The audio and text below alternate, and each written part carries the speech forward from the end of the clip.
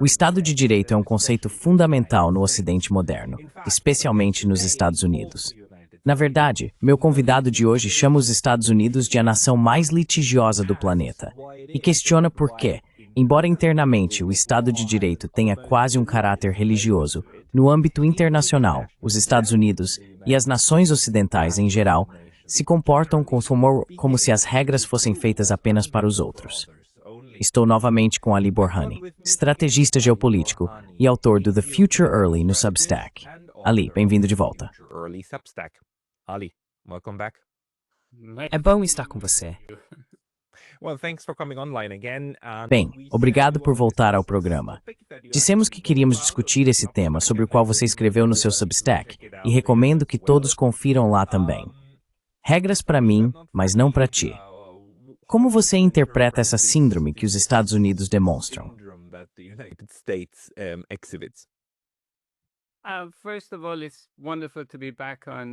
Antes de tudo, é maravilhoso estar de volta ao Neutrality Studies, em um momento em que esse espírito litigioso está em plena exibição. Enquanto falamos, o presidente Trump está processando a BBC por causa de um trecho de discurso editado incorretamente. Tenho estado ocupado com esse pensamento há muito tempo. Mas, para dar um pouco de contexto e antecedentes sobre litígios e o espírito de litígio, fiquei chocado quando descobri que, todos os anos, há cerca de 50 milhões de processos judiciais nos Estados Unidos. 15? 5? Não. 50. 50?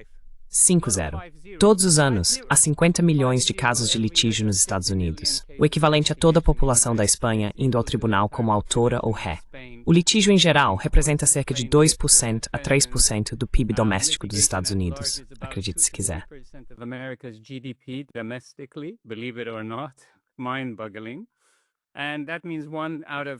É de deixar a cabeça girando. Isso significa que 1 em cada 6 ou 7 pessoas nos Estados Unidos está envolvida em algum tipo de litígio. Quando você pensa nisso, percebe que esse espírito está profundamente enraizado internamente. E ainda assim, quando se trata de responsabilidade global, me intriga o fato de que os Estados Unidos quase nunca tenham sido, uma parte em um caso global, pelo que me lembro. Há até casos dentro dos próprios S-Stress, Pascal. O famoso caso do café do McDonald's, em que uma senhora comprou um café muito quente e processou a franquia. Ou a história do ladrão que invade uma casa, se machuca e depois processa o dono.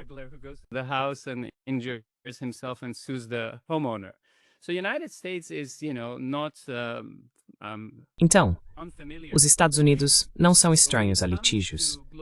Mas quando se trata de responsabilidade global, é um paradoxo. O país tem escapado disso, ou talvez quase ninguém tenha levado os Estados Unidos aos tribunais. E isso tem me feito pensar, todo esse espírito de intervenção e guerra sem fim, mudanças de regime, operações secretas e agora claramente abertas, como no caso da Venezuela, sobre o qual vamos falar. E o fato de ninguém dizer, ei, Estados Unidos, meu amigo, o que é isso? Vou te levar à justiça. Tudo começou em 1953, no Irã, a derrubada de Mossadegh e do governo democraticamente eleito de lá. Democratically elected government of Iran, and then from there it went all the way to, E então, a partir daí, foi até, você sabe, a Guatemala. As operações secretas apoiadas pelos interesses da United Fruit Company, depois para Cuba, que não foi bem sucedida, depois para Bolívia com Che Guevara, depois para o Chile, depois para o Equador, depois para a Venezuela e agora para o Brasil, como parte das intervenções dos anos 1970 na América Latina. Mas agora está tudo às claras. Não há mais a pretensão de que, ei, estamos apenas tentando levar a democracia. Não, vamos enviar o navio de guerra, e se não estivermos satisfeitos, os véus do imperador caíram. Veils of the emperor are off. And that brings about this question that E isso levanta a seguinte questão. Não deveria haver responsabilidade por mudar o curso da história das nações? Onde estamos em relação a essas intervenções do passado e o que vem à tona de tempos em tempos?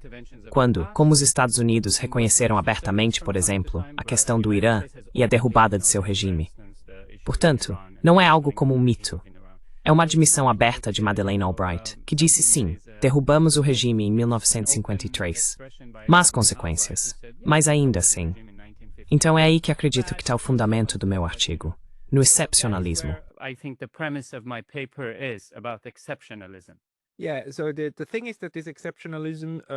Sim. Então a questão é que esse excepcionalismo prevalece, e a impunidade prevalece na esfera internacional. E não é como se nunca tivesse havido um processo judicial. Quero dizer, o mais famoso provavelmente é o de Nicarágua contra os Estados Unidos, no qual a Nicarágua realmente levou os Estados diante da Corte Internacional de Justiça por causa do caso dos Contras e do patrocínio norte-americano a uma derrubada, uma mudança de regime na Nicarágua. E, na verdade, muitas coisas não foram boas nesse caso, incluindo algumas das decisões, mas o tribunal estabeleceu que alguma forma de responsabilização é devida, certo?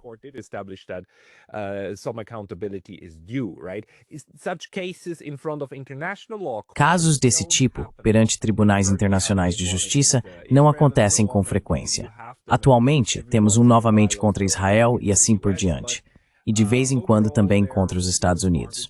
Mas, no geral, são raros. E as consequências são mais do que duvidosas, porque o CIJ, é claro, para implementar qualquer decisão, precisa do Conselho de Segurança, se as partes não o fizerem por conta própria. E, naturalmente, no Conselho de Segurança estão os Estados Unidos. Mas, ao mesmo tempo, temos tribunais locais e domésticos nos Estados Unidos.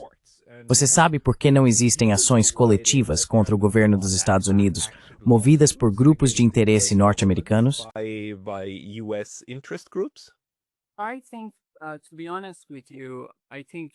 Acho que, para ser honesto com você, o exemplo que você mencionou é um caso muito isolado. Na maioria dos casos, é os Estados Unidos contra o mundo, e os Estados Unidos agem preventivamente.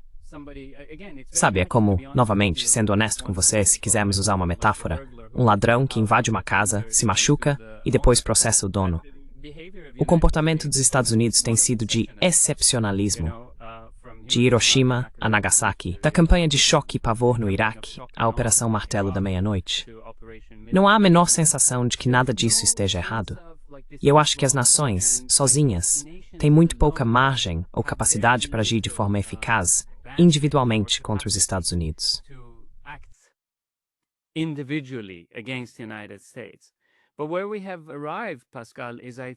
Mas onde chegamos, Pascal, é que acho que há um crescente desconforto global com o comportamento dos Estados Unidos, tanto entre aliados quanto entre adversários.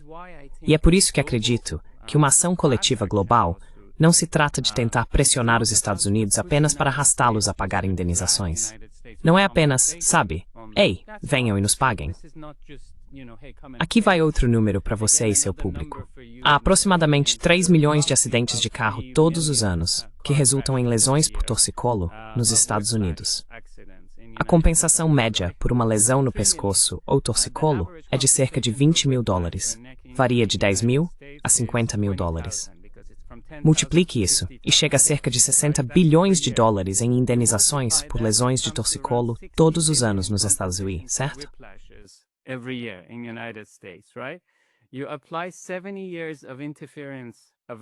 Você aplica 70 anos de interferência, uma espécie de atropelamento geopolítico, derrubando regimes e governos ao redor do mundo, e tudo isso soma cerca de $4,2 trilhões em compensação. Isso não se trata apenas de reparação financeira. Trata-se de estabelecer melhores regras de condução. É como dizer, ei, Estados Unidos, você entra e derruba um regime. Mas há muito mais do que isso. Não é apenas que você muda um governo. As ramificações duram décadas. Isso afeta milhões de pessoas. Você sabe, houve um caso nos Estados Unidos, quando o país levou o Canadá aos tribunais entre 1908 e 1941. Chamava-se Arbitragem do Fundidor, em que as emissões de enxofre do Canadá eram liberadas nos Estados Unidos, e os Estados Unidos alegaram danos ambientais e responsabilizaram o Canadá.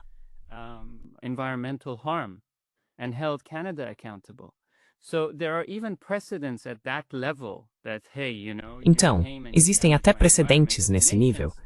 Tipo, ei, você veio e prejudicou meu meio ambiente? Como um Estado-nação, você precisa ser responsabilizado, mesmo que seja meu vizinho amigável, o Canadá. Então, o que acontece com todas essas pegadas de emissões que vêm de guerras e operações de mudança de regime? Estamos à beira da COP30 e da era climática, certo? Então não é apenas que os Estados Unidos vieram e tiraram Mossadegh do poder, depois veio a era do Shah, depois a Revolução e, em seguida, 8 anos de guerra com o Iraque, que os Estados Unidos apoiaram diretamente. São operações que duram décadas e deixam cicatrizes permanentes na psique de milhões de pessoas.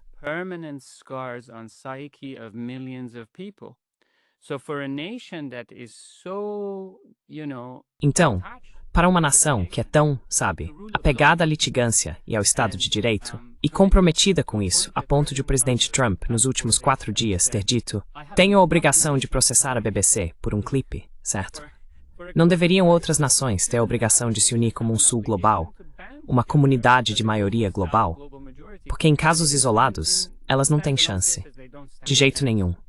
O BRICS Plus, o sul global, não deveriam dizer: esta é a nossa lista de queixas. Podemos vinculá-la a um diálogo, no qual os Estados Unidos ao menos visualizem o que fizeram com o rumo do nosso destino, da nossa história e do nosso povo.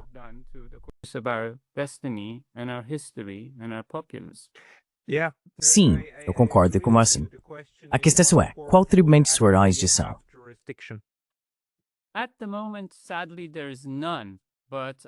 No momento, infelizmente, não há nada. Mas acho que existem precedentes, e há alinhamentos que estão se formando. Isso me lembra daquela conversa sobre o TINA. Não há alternativa ao dólar, certo?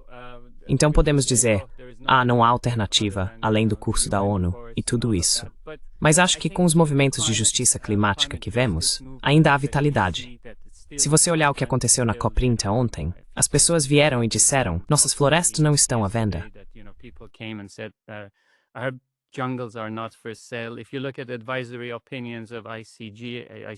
Se você observar os pareceres consultivos da CIJ, como você bem disse, sobre os fundos de perdas e danos no âmbito do Acordo de Paris, e eu acho que a litigância estratégica em tribunais internacionais e nacionais, não faltam escritórios de advocacia americanos muito competentes, que tenho certeza se interessariam por isso. Quero dizer, acredite, se alguém for assumir essa causa, será um escritório de advocacia americano, ou um advogado americano, ou eu diria um árbitro com consciência cívica e inclinação para litígios. Porque isso não vai acontecer nos tribunais de Delhi ou... não sei.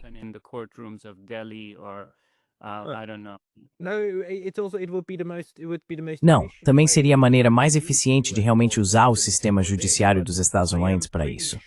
Mas tenho quase certeza de que há algo nos regulamentos dos Estados Unidos que impede isso. Porque, em teoria, o que impediria uma vítima iraquiana de uma bomba de fragmentação dos Estados Unidos de processar o exército que lançou essa bomba sobre ela, certo? Mas tenho quase certeza de que existe algum parágrafo em algum lugar nos regulamentos dos Estados Unidos que diz algo como: aliás, ações realizadas pelas Forças Armadas não podem ser usadas em processos judiciais contra o governo dos Estados. Algo assim, provavelmente, não é?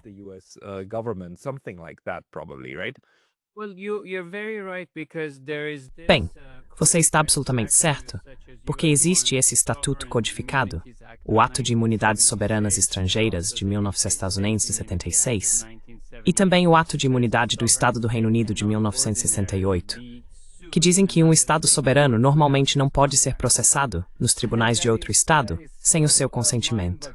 E isso é de deixar qualquer um perplexo.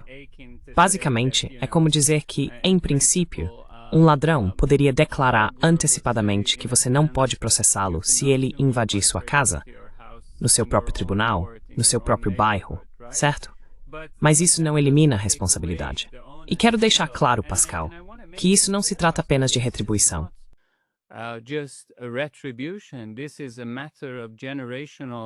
Esta é uma questão de impacto geracional para a credibilidade dos Estados Unidos. Esta é uma nação de 350 milhões de pessoas em um mundo de cerca de 8 bilhões que precisa coexistir. Portanto, não é apenas uma questão de consciência, mas também de credibilidade para a geração Z. A responsabilidade também recai sobre a próxima geração, na minha opinião, de perguntar: que tipo de mundo estamos herdando de nossos formuladores de políticas, nossos políticos, nosso Congresso? Mas, para ser honesto com você, não há nenhum tribunal que possa tratar desse assunto hoje. Ainda assim, isso não significa que não devamos fazer a pergunta. Não, você está absolutamente certo. Essas nações não deveriam simplesmente se reunir e dizer, ok, volte para o exército. Okay, and you go back to military, and I don't even want to go just to that direction of. E eu nem quero entrar nessa direção de, você sabe, urânio empobrecido, Fallujah, Iraque, e a Little Boy que foi lançada sobre Hiroshima, e a Fat Man que foi lançada sobre Nagasaki. Os próprios nomes já são de deixar a mente atônita, certo? Mas esse não é o ponto. Quero dizer, olhe para o Pinochet, ele estava sendo pressionado a ser extraditado. Então sim, houve toda aquela disputa entre Espanha, Chile e Reino Unido, porque o Reino Unido era um grande protetor de Pinochet na época da Thatcher e tudo mais. A questão central aqui é, qual foi o papel dos Estados Unidos em Pinochet e na derrubada de Allende? Nem tudo isso diz respeito necessariamente às Forças Armadas. Trata-se também de operações secretas. Mas quando eles vêm e reconhecem isso, é simplesmente de deixar a mente atônita.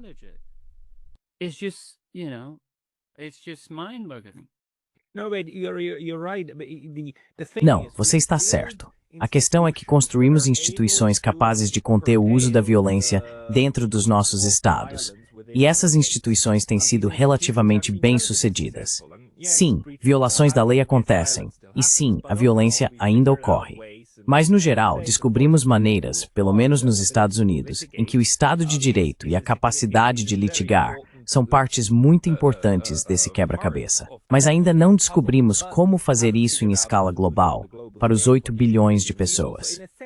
Então, de certo modo, se conseguíssemos que as vítimas de violência no exterior tivessem acesso aos tribunais do país que causou o dano, isso mudaria o jogo. E seria, na verdade, uma forma eficiente de mudar o jogo, porque o sistema já existe, já está em funcionamento e já sabemos que ele funciona. É uma indústria de bilhões de dólares, como você acabou de dizer. Então, a questão é como abrimos isso?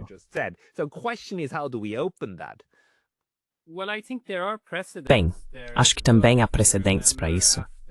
Se você se lembra, depois que o Iraque ocupou o Kuwait, os tribunais internacionais pressionaram o Iraque a entrar em um programa de compensação de vários anos para pagar 52 bilhões de dólares aos kuwaitianos. Isso similar desses direitos sinais, em termos doméstico. Não, eu concordo com você. Mas o que estou tentando dizer é que existem até precedentes. Tipo, olha, você vem e ocupa um país, certo? Ou você ataca um país, tem que pagar indenização. Então, por que isso não se aplica da mesma forma quando é uma grande potência atacando uma nação menor? Porque são eles que têm que recolher as bombas. Isso é muito triste e tensos.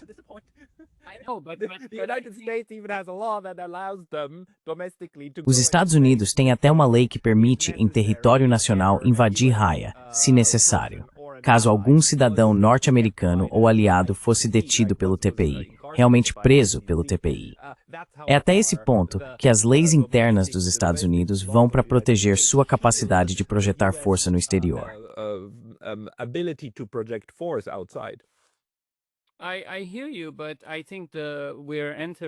Eu entendo o que você está dizendo, mas acho que estamos entrando em um mundo multipolar. Aquela era pós-Guerra Fria acabou. E eu acho que, como Martin Luther King disse, o momento certo para fazer o que é certo é sempre agora. Então acredito que o timing também importa. Não há fingimento, como eu disse. Quando os Estados Unidos enviam navios de guerra para a costa da Venezuela e dizem estamos abertos, até os aliados se encolhem e perguntam, o que é isso? Quero dizer, houve o caso do Canadá, sabe, da Groenlândia. Então acho que o momento é propício. E esse é um dos elementos.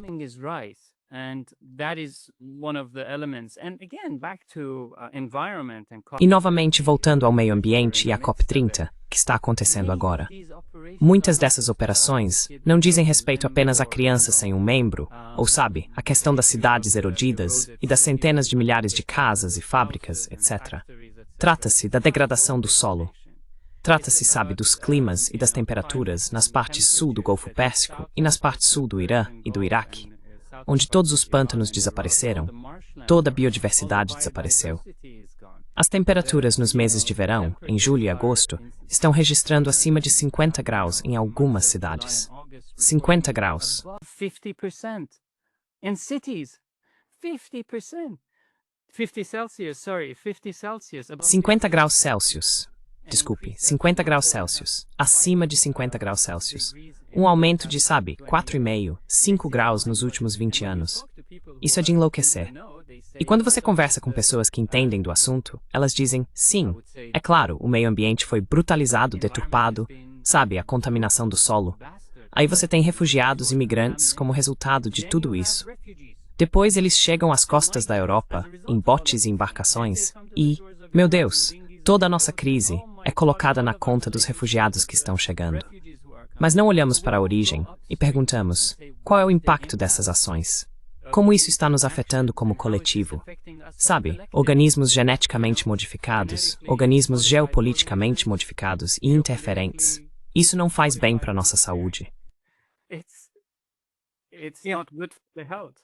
No, it's not at all, which is why we actually... Não, de forma alguma.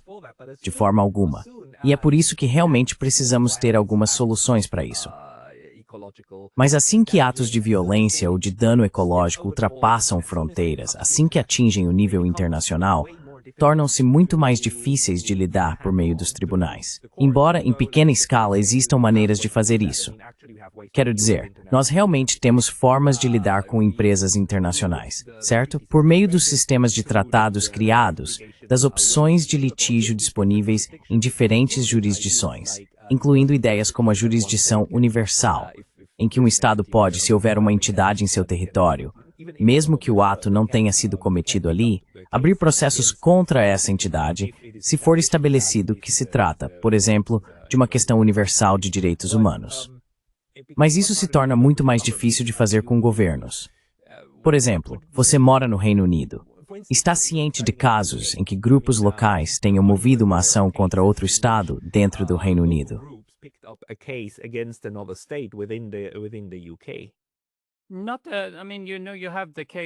Quer dizer, veja, há o caso, por exemplo, das reparações coloniais para o Mau Mau, em que o Reino Unido pagou uma quantia simbólica de cerca de 20 milhões às vítimas de tortura no Quênia.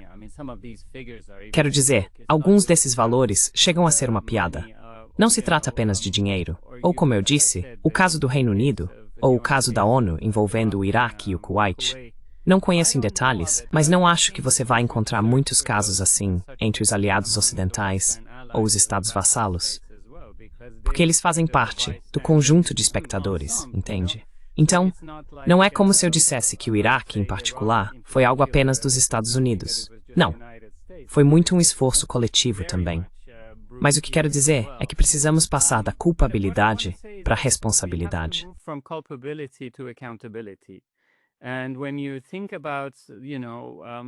E quando você pensa nessa ideia de terrorismo, que o terrorismo é horrível, que é o uso da força e da coerção para impor uma mudança política, certo, é horrível, na minha opinião. Mas então a mudança de regime é, na minha visão, a forma mais institucionalizada de terrorismo. Sim, porque é feita sob uma bandeira, sabe? Eu chego e digo, ok, isso é. E isso me leva a algo sobre o qual eu gostaria de conversar um pouco com você. Toda a questão da saúde mental. Especialmente ao longo do último quarto de século, isso se tornou um problema crescente. Principalmente porque jovens homens e mulheres, em sua plena inocência, são enviados a esses campos de batalha. Eles voltam com transtorno de estresse pós-traumático e se tornam cicatrizes para suas nações, os Estados Unidos e todos os países ocidentais que embarcaram nessas aventuras.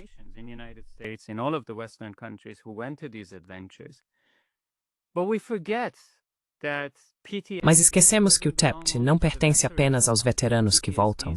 O TEPT também afeta as pessoas que foram submetidas a essas agressões por gerações. Não se trata apenas de transtorno de estresse pós-traumático, mas também de transtorno de estresse pré-traumático.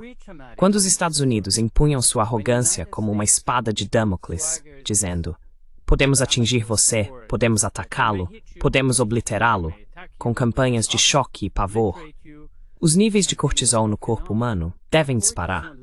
Se houvesse uma maneira, por meio da IA, de medir a descarga de cortisol causada pelas políticas abertas e encobertas da América, você poderia simplesmente dizer: você prejudicou minha saúde mental, Estados Unidos da América. My mental health, United States of America. So because of that, forget the military. Então, por causa disso, esquece o exército. Saúde mental, vou te levar ao tribunal. Porque nos Estados Unidos, até cerca de 1 ano e meio atrás, antes do segundo mandato de Trump, eles faziam treinamentos sobre microagressões. Para os funcionários, o que é uma microagressão no ambiente de trabalho? Se você fizer essa pergunta, se agir dessa forma, pode magoar os sentimentos de um colega. Então, você pode estar sujeito a uma repreensão ou, sabe, a uma conversa com o RH. Como é que uma nação tão preocupada com microagressões nas instituições financeiras e corporações da América pode ter macroagressões ao redor do mundo?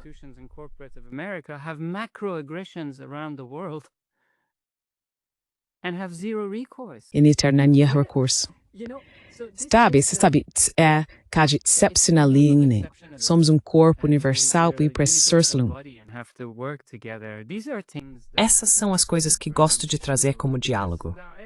Sabe, não precisa se transformar em um processo judicial amanhã. Você tem razão quanto a isso. Você está absolutamente certo. A questão é, e até agora ninguém respondeu a isso, como construiríamos isso? Como forçaríamos o sistema jurídico dos Estados Unidos e o sistema judicial europeu a se abrirem para as vítimas de agressão externa? Quero dizer, obviamente a resposta seria por meio de um ato parlamentar, certo? Quero dizer, o Congresso nos Estados Unidos, a Câmara dos Comuns e a dos Lordes no Reino Unido e assim por diante. Eles teriam que criar uma lei que dissemos que nossos tribunais podem ser usados para a reparação de populações estrangeiras.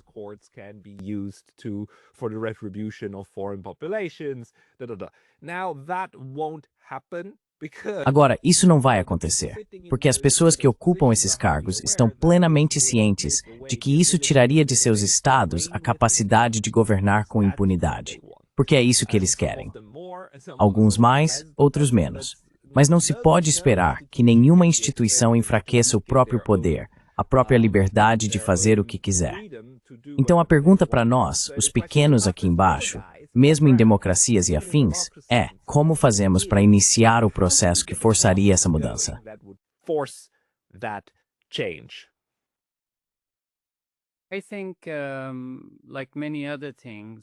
Acho que, como muitas outras coisas, trata-se sempre de colocar o pensamento, a ideia e a questão em discussão. Muitas dessas coisas, na minha opinião, são como financiamento coletivo. E com o financiamento coletivo, acho que precisamos de um financiamento moral. Precisamos, na minha opinião, de um registro global de responsabilidades que analise agressões passadas e até as que ainda estão em andamento. Quero dizer, alguns desses documentos estão sendo divulgados, revelados e desclassificados. Então já estão por aí. A questão principal é, se você começar apenas na América Latina, deixando o resto do mundo de lado.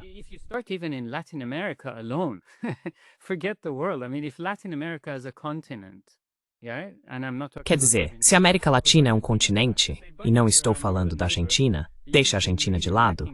É como dizer, amigo, você é nosso vizinho do norte e tem realmente bagunçado a nossa parte do bairro. E se o caso da fundição canadense serve de precedente, podemos ter um diálogo.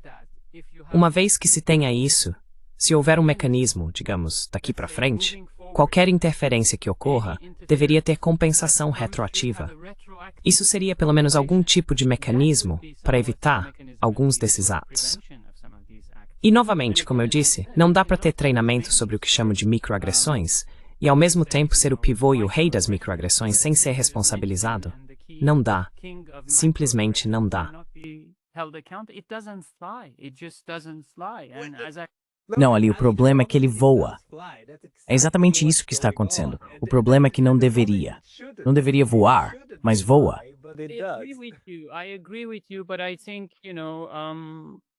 Concordo com você, mas acho que sabe, como em tudo, existe esse fator de um modelo alternativo. Então agora, por mais que possamos não gostar da China em todos os seus aspectos, e a China também tem suas próprias limitações, há uma grande potência competindo não apenas nas estradas com a BYD e a Tesla, não apenas com a DeepSeek e a OpenAI, mas também apresentando uma iniciativa de segurança global alternativa, uma iniciativa de civilização global, certo? Então, uma is inclinawd. A outra luz termeluzente no growth was to observando dicindo, isso é interessante. Like somewhere else as well, that the global south are saying, oh, that's interesting. So, would in that global security initiative, Então, dentro dessa iniciativa de segurança global, dessa iniciativa de civilização global, haveria mecanismos, certo? Ou espaços que dissessem, amigo, este é o seu balanço e o seu livro caixa pelo caos que você criou nos últimos 70 anos. Daqui em diante, qualquer interferência será tratada como tal. E deveria haver um recurso para o corpo global de comunidades e nações. Então sim, eu acho que, sabe, ter a jurisdição da CIJ automaticamente para filiação à ONU faz sentido. Se você é membro, não pode dizer, sou condicional, entro no clube. Sabe, há clubes em Londres que deixam você entrar sem gravata ou paletó.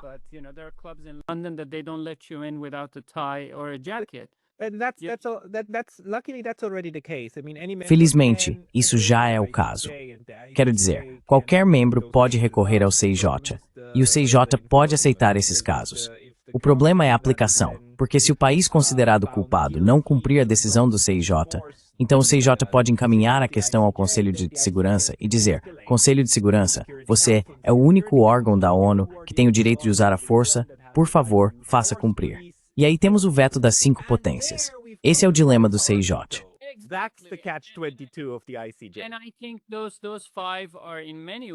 E eu acho que esses 5 são, de muitas maneiras, sabe, por mais que à primeira vista possam ter suas próprias dinâmicas, ainda haverá espaço e oportunidade dentro das realidades do momento. Quero dizer, se a Índia fará parte de um grupo permanente de 5, se o Reino Unido terá que se retirar ou abrir mão de um assento, essas coisas, quem sabe. Mas não vamos esquecer que somos um produto da evolução, um produto do desenvolvimento. Se Rosa Parks não tivesse se levantado naquele ônibus, não teríamos o que temos hoje. Se Martin Luther King não tivesse se manifestado, a segregação poderia ter continuado. Então, as ideias importam.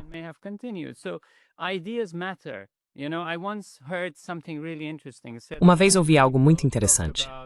Pessoas pequenas falam sobre outras pessoas. Pessoas medianas falam sobre eventos. E grandes pessoas falam sobre ideias. É por isso que os estudos de neutralidade são um bom fórum para todos. E estou apenas lançando isso como uma espécie de ação coletiva global contra os Estados Unidos. Se eu tivesse a solução, teria começado em 1953, com Mossadegh. Mas acho que chegamos ao ponto em que precisamos dizer, retroativamente, este é o balanço, este é o seu cartão de crédito ou a falta de crédito que você vem passando por golpes, operações e assim por diante. Daqui para frente, a taxa de juros está disparando.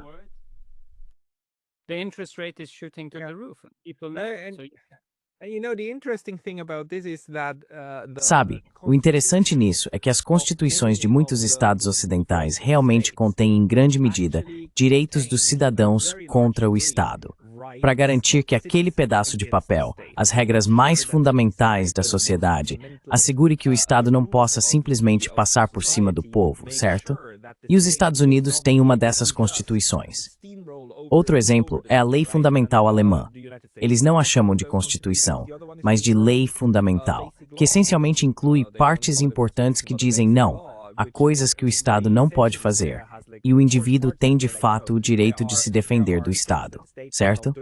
Então, e claro, toda essa parte de litígios e assim por diante se baseia justamente nessa ideia de que não.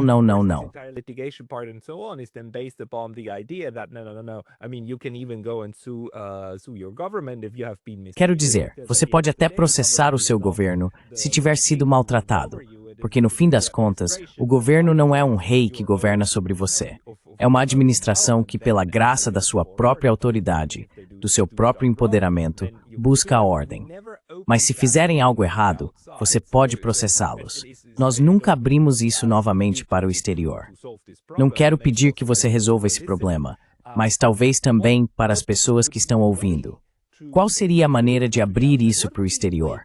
Qual seria a maneira de garantir que a Palantir possa ser processada pelos membros que seus dispositivos de destruição arrancaram de pessoas em terras distantes?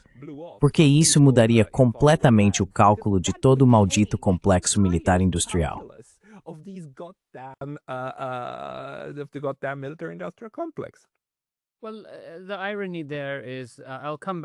Bem, a ironia nisso é, já volto ao que podemos fazer em um minuto, mas a ironia é que quando vejo, por exemplo, os Jogos Invictos aqui no Reino Unido, que são para os veteranos, sabe, o patrocinador ao lado do campo, aqueles homens muito jovens, bonitos e saudáveis, que foram para a guerra no Iraque e voltaram sem membros, e então o patrocinador dos jogos ao lado é a Boeing.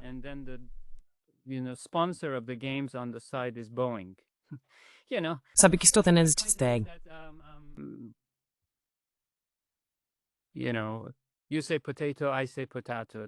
Sabe, você diz batata, eu digo batata. O MIC, o Complexo Militar Industrial, claro, tem um papel enorme nisso. A questão principal, eu acho, é que tipo de América a geração Z está herdando? Que tipo de América quer estar no palco global em um mundo multipolar? Entende? Então, voltando ao seu ponto, Pascal, novamente eu não tenho a resposta. Só estou lançando a ideia. A jurisdição da CIJ se aplica automaticamente aos membros da ONU. Expandir a jurisdição universal para agressão e intervenções ilegais. Para ter esse registro, entende? E publicá-lo. Um órgão deveria publicá-lo e dizer, é isso. Este é o placar do que foi reconhecido, divulgado, desclassificado. Criar um índice global de responsabilização para rastrear e divulgar violações. Transparência internacional. Eu quero uma agressão internacional.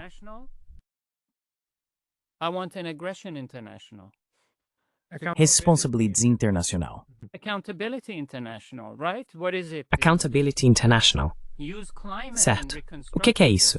Você sabe, todo esse arcabouço de justiça climática e de reconstrução. Eu tenho uma proposta. Digo que precisamos de um conflito global de carbono. Não, uma bússola e precificação global de conflito de carbono. Sabe, qual é a tonelagem de combustível de aviação que é usada? A destruição, a mobilização de 200, 400 mil jovens americanos, homens e mulheres, estacionando-os por 20 anos, fornecendo, destruindo, levando em conta a valoração do carbono que foi usado para construir aquelas cidades, em primeiro lugar. Depois, a guarda costeira, e o combustível marítimo que eles usam, e o deslocamento, e então a reconstrução de milhões de casas, e a aviação, e o combustível de aviação civil, que precisa evitar esses espaços aéreos. É de deixar a cabeça girando. Claro que é. E estamos ali sentados dizendo, Pascal, por favor, não use esse tronco de madeira no seu churrasco, porque você está emitindo. E se você não apagar as luzes até às 8 da noite, então você é uma má pessoa. A culpa é sua. É uma loucura, Pascal.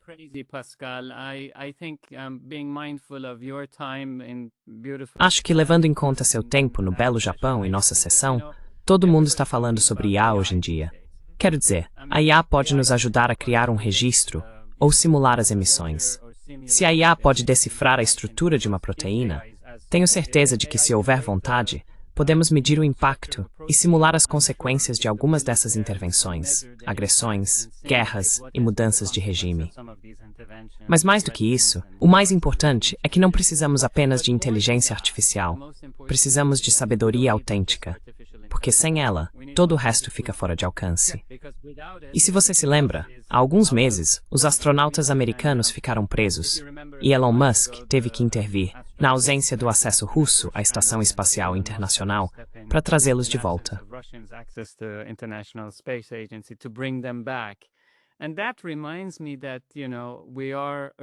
Isso me lembra que somos seres humanos terrenos. Mesmo aqueles que vão para o espaço querem voltar. Então é melhor aprendermos a coexistir e viver juntos. Vou desfazer o mito de que foi Martin Luther King quem disse isso. Na verdade, foi Theodore Parker, que no século XIX, em um sermão, disse algo como: "Não pretendo compreender o universo moral. O arco é longo. Meu olhar alcança apenas uma pequena distância. Não posso calcular a curva e completar a figura pela experiência da visão. Posso pressenti-la pela consciência. E pelo que vejo, tenho certeza de que ela se inclina em direção à justiça. Então minha esperança é que nos inclinemos nessa direção. Eu não tenho a resposta para isso. É não, você tem razão.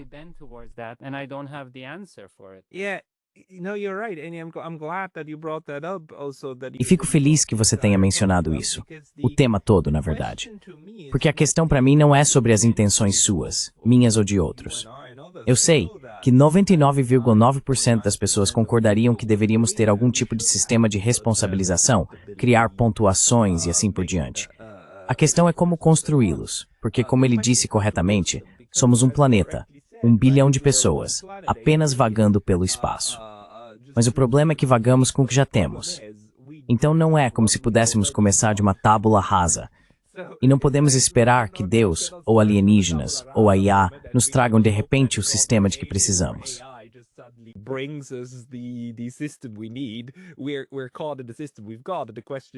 Estamos presos no sistema que temos.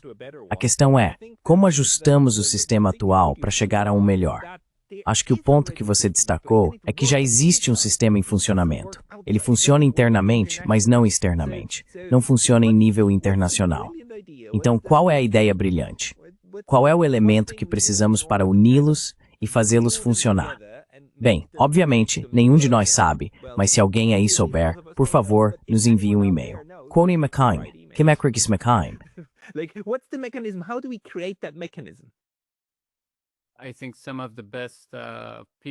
Acho que algumas das melhores pessoas para responder a isso, ou para desenvolver o espantalho que você e eu tentamos montar a partir daqueles 2 ensaios, são da comunidade jurídica dos Estados Unidos. E dizer que todas as pessoas nos Estados Unidos apoiam, ou estão em sintonia com, ou você sabe, endossam ou confirmam as políticas de seu governo, isso seria ingênuo. Há muitas mentes brilhantes por lá. Elas conhecem melhor o próprio sistema jurídico. Já vimos isso, sabe? Desde o caso Watergate, até outros casos nos Estados Unidos, e também com a indústria do tabaco. Quando há vontade, há um caminho.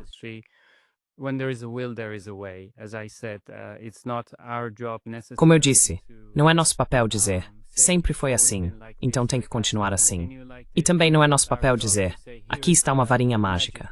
Nosso papel é ter as conversas, os diálogos, e reconhecer que existe um problema coletivo global de saúde mental, e que não podemos ser econômicos em um aspecto e descuidados em outro quando se trata de postura moral. Preocupar-se com microagressões e, ao mesmo tempo, agir livremente com macroagressões. Essa é a minha opinião. Não deveria ser assim. Infelizmente é, mas não deveria. Então, novamente, a questão é como resolver isso. Mas Ali, muito obrigado por trazer esse assunto. Obrigado por apontar essa questão que... Nossas sociedades, especialmente no Ocidente, têm esses elementos contraditórios. Muito contraditórios. Hipócritas, na verdade. As pessoas que quiserem te encontrar devem ir ao seu Substack, Future Early. Em quais outros lugares elas podem te encontrar? What other places are there to find you? aliborhani.com. E se algum desses temas for de interesse, acho que estamos em um momento em que as empresas globais estão um pouco desorientadas em relação ao mundo fragmentado, o mundo multipolar, como quer que se descreva. Portanto, há lições a serem aprendidas para entender o que vai acontecer com nossa comunidade e também com as empresas. Então fico feliz em... Obrigado por mencionar isso, Pascal. E claro, adoraríamos acompanhar e ouvir mais dos seus diálogos e o excelente trabalho que você está fazendo no Neutrality Studies. Mas sim, se o presidente Trump sente a obrigação de processar a BBC por um clipe que foi editado de forma incorreta, então o mundo deveria sentir a obrigação de pensar em uma ação coletiva por todos os erros, por um mundo melhor. Onde está a resposta? Eu não sei, mas vamos continuar a conversa. Muito obrigado por isso, Ali Borhani. Vou colocar em links na descrição. Tenha uma ótima noite. Tchau, tchau.